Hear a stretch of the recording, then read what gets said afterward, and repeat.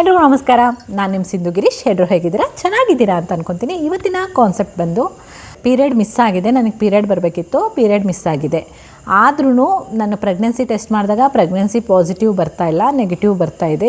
ಯಾವ ಕಾರಣಕ್ಕೋಸ್ಕರ period miss ಆದ್ರೂ ನನಗೆ ಯಾವುದು ಇದು ಗೊಂದಲ ಅಂತ ಕೇಳೋದಾಯಿತು ಅಂದರೆ, ಯಾವ್ಯಾವ ಟೈಮಲ್ಲಿ ನಿಮಗೆ ಪೀರಿಯಡ್ ಮಿಸ್ ಆಗಿನೂ ನಿಮಗೆ ಪ್ರೆಗ್ನೆನ್ಸಿ ಪಾಸಿಟಿವ್ ಬರಲ್ಲ ಅನ್ನೋದನ್ನು ಇವತ್ತಿನ ವಿಡಿಯೋದಲ್ಲಿ ಹೇಳ್ತಾ ಇದ್ದೀನಿ. ಒಂದು 5 ಫ್ಯಾಕ್ಟರ್ಸ್ನ ನಾನು ಹೇಳ್ತೀನಿ. ಈ ರೀಸನ್ನಿಗೆ ನಿಮಗೆ ಪೀರಿಯಡ್ ಮಿಸ್ ಆಗಿದ್ರೂ ಪ್ರೆಗ್ನೆನ್ಸಿ ಕನ್ಫರ್ಮ್ ಆಗದೇ ಇರ್ಬೋದು.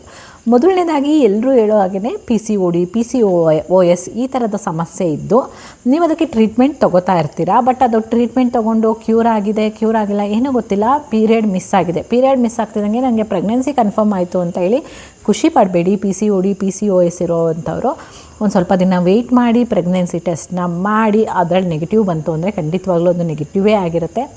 ಬೆಟರ್ ಲಕ್ ನೆಕ್ಸ್ಟ್ ಟೈಮ್ ಅಂತ ಹೇಳ್ಬೋದು ಅಷ್ಟೇ. ಇನ್ನು ನೆಕ್ಸ್ಟ್ ರೀಸನ್ ಬಂದ್ಬಿಟ್ಟು ನಿಮ್ಮದೇನಾದರೂ ಎಕ್ಟೋಪಿಕ್ ಪ್ರೆಗ್ನೆನ್ಸಿ ಆಗಿತ್ತು ಅನ್ನೋದಾಯಿತು ಅಂದರೆ, ಎಕ್ಟೋಪಿಕ್ ಮೀನ್ಸ್ ಏನು ನಾಳ ಏನಿರುತ್ತಲ್ಲ ಆ ನಾಳದಲ್ಲೇ ಮಗು ಬೆಳೆಯುವಂಥದ್ದು. ನಿಮ್ಮ ಗರ್ಭಚೀಲಕ್ಕೆ ಬಂದು ಮಗು ಅಂಟೋದಿಲ್ಲ, ಕೂರೋದಿಲ್ಲ. ಆ ಸ್ಪರ್ಮ್ ಏನಿರುತ್ತಲ್ಲ ಅದು ಬಂದು ನಮ್ಮ ಗರ್ಭಚೀಲಕ್ಕೆ ಬರೋದೇ ಇಲ್ಲ. ಆ ಟ್ಯೂಬ್ ಏನು ಬರುತ್ತಲ್ಲ ಎಕ್ಟೋಪಿಕ್ ಟ್ಯೂಬು, ಆ ಟ್ಯೂಬಲ್ಲೇ ಮಗು ಗ್ರೋತ್ ಆಗೋದಕ್ಕೆ ಶುರು ಆಗುತ್ತೆ. ಆ ಟೈಮಲ್ಲಿ ಕೂಡ ನಿಮಗೆ ಪ್ರೆಗ್ನೆನ್ಸಿ ಟೆಸ್ಟ್ ನೀವು ಮಾಡಿದಾಗ ಅದು ನೆಗೆಟಿವ್ ಬರುವಂತಹ ಚಾನ್ಸಸ್ ಇರುತ್ತೆ. ಈ ಥರ ಚಾನ್ಸಸ್ಸಲ್ಲಿ ಏನಂದರೆ ನೀವು ಡಾಕ್ಟರ್ನ ಮೀಟ್ ಮಾಡೋದು ತುಂಬ ಅವಶ್ಯಕತೆ ಇರುತ್ತೆ.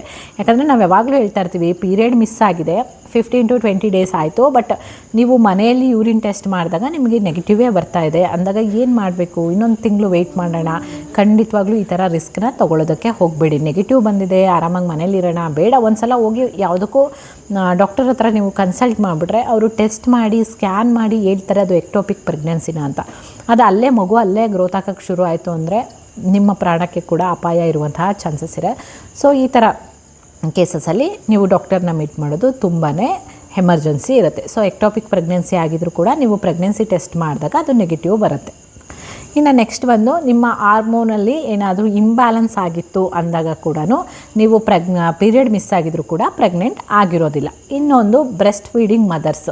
ನೀವು ಇವಾಗಿನೋ ಬ್ರೆಸ್ಟ್ ಫೀಡಿಂಗ್ ಮಾಡ್ತಾ ಇದ್ದೀರಾ, ಒಂದು ಪೀರಿಯಡ್ ಬಂದಿದೆ, ಪೀರಿಯಡ್ಸ್ ಆಗಿದೆ, ಬಟ್ ಅದಾಗಿ 1 ತಿಂಗಳಾಯಿತು, 2 ತಿಂಗಳಾಯಿತು, ನನ್ನ ಪೀರಿಯಡ್ ಬಂದಿಲ್ಲ, ನಾನು ಪ್ರೆಗ್ನೆಂಟ್ ಆಗಿಬಿಟ್ಟಿದ್ದೀನ ಅಂತ ಗಾಬರಿ ಪಡ್ಕೊಳ್ಳುವಂಥದ್ದು ಬೇಡ. ಬ್ರೆಸ್ಟ್ ಫೀಡಿಂಗ್ ಮಾಡುವಂತಹ ಮದರಿಗೆ ಕರೆಕ್ಟಾಗಿ ಮಂತ್ಲಿ ಪೀರಿಯಡ್ ಕೆಲವೊಬ್ಬರಿಗೆ ಆಗುತ್ತೆ, ಕೆಲವೊಬ್ಬರಿಗೆ ಆಗೋದಿಲ್ಲ.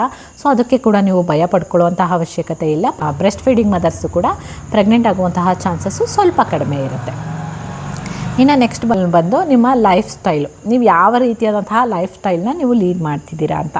ತುಂಬ ಲೇಝಿ ಇದ್ದೀರಾ, ಜಂಕ್ ಫುಡ್ನ ತುಂಬ ತಿಂತಾ ಇದ್ದೀರಾ, ಅಥವಾ ನಿಮಗೆ ವ್ಯಾಯಾಮ, ಎಕ್ಸಸೈಸು ಅಥವಾ ಹೆಲ್ದಿ ಫುಡ್ ಬಗ್ಗೆ ಏನು ಕನ್ಸರ್ನ್ ಇಲ್ಲ, ನಿಮ್ಮ ಲೈಫ್ ಸ್ಟೈಲ್ ಯಾವ ರೀತಿ ಇರುತ್ತೆ ಅದ್ರ ಮೇಲೆ ಕೂಡ ನಿಮಗೆ ಪೀರಿಯಡ್ ಮಿಸ್ ಆಗುವಂತಹ ಚಾನ್ಸಸ್ ಇರುತ್ತೆ. ನಿಮ್ಮದು ಆ್ಯಕ್ಟಿವಿಟಿ ಕರೆಕ್ಟಾಗಿತ್ತು ಅಂದರೆ ನಿಮ್ಮ ದೇಹ ಅದರ ಫಂಕ್ಷನ್ನ ಅದು ಕರೆಕ್ಟಾಗಿ ಮಾಡುತ್ತೆ.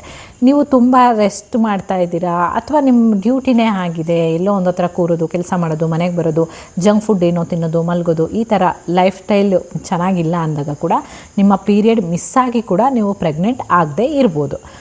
ಕಾರಣಗಳಿಂದ ನಿಮ್ಮ ಪೀರಿಯಡ್ ಮಿಸ್ ಆಗಿ ಕೂಡ ನೀವು ಪ್ರೆಗ್ನೆಂಟ್ ಆಗದೇ ಇರುವಂತಹ ಚಾನ್ಸಸ್ ಇರುತ್ತೆ.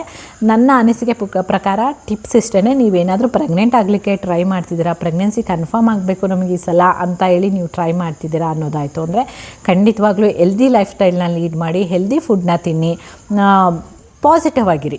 ಹೌದು ಈ ಸಲ ಆಗುತ್ತೆ, ನಿಮ್ಮ ಹೆಲ್ತ್ ಪದೇ ಚೆನ್ನಾಗಿ ಆಗ್ತಾ ನಿಮ್ಮ ಪ್ರೆಗ್ನೆಂಟ್ ಆಗುವಂತಹ ಚಾನ್ಸಸ್ ಕೂಡ ಜಾಸ್ತಿನೇ ಇರುತ್ತೆ. ಹೋಪ್ಸ್ ಕಳ್ಕೊಬೇಡಿ ಅಷ್ಟೇ.